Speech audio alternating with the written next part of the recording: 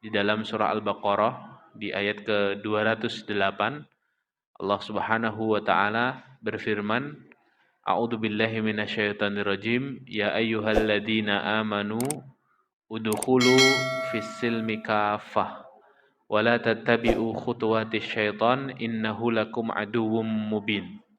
Wahai orang-orang yang beriman, masuklah kalian ke dalam Islam secara menyeluruh. Jadi ayat ini diperuntukkan untuk orang-orang yang beriman. Padahal dalam ayat-ayat yang lain, kadang-kadang Allah menyapa hambanya Allah itu dengan kalimat ya ayyuhan nas, wahai manusia. Tapi ayat ini Allah menyapa khusus orang-orang yang beriman. Ya ayyuhalladzina amanu, wahai orang-orang yang beriman. Berarti kita ini, ya. Jadi mukhatabnya atau objek pembicaraannya itu kita. Ketika Allah mengatakan wahai orang-orang beriman, tapi isinya unik. Masuklah kalian ke dalam Islam. Loh, kita ini sudah masuk Islam. Tapi Allah perintahkan kita, udkhulu fisilmi, masuklah kalian ke dalam agama ini, Islam. Tapi di belakangnya ada kata kafah. Kafah itu secara menyeluruh, semuanya. Sudah masuk dalam serapan bahasa Arab yang diserap ke bahasa Jawa, Pak. Kafah itu. Kabeh. Kabeh itu dari bahasa Arab, Pak. Yaitu kafah, ya. Kafah. Jadi banyak bahasa Arab yang bahasa Jawa yang diserap dari bahasa Arab, Pak.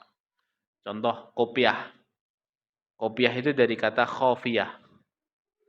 Khofiyah itu takut artinya. Jadi dulu orang-orang yang menggunakan kopiah itu orang-orang yang takut sama Allah, para santri, Pak. Ya, sarung. Sarung itu dari kata syar'an. Jadi sarungan, ya. Syar'an, orang yang menjaga syariat, ya. Kenapa dulu orang-orang yang sarungan itu ya memang orang-orang yang teguh sama syariat. Sama syariat Allah sangat menjaga, ya, para kiai dan para santri, ya. Nah, ada kata kabeh. Kabeh itu dari kata kafah. Kafah itu semua, menyeluruh.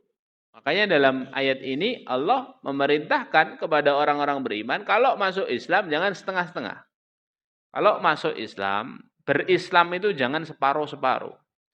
Jangan mau ini buang yang itu. Jangan ambil sebagian buang sebagian. Tapi masuklah ke dalam Islam ini secara menyeluruh.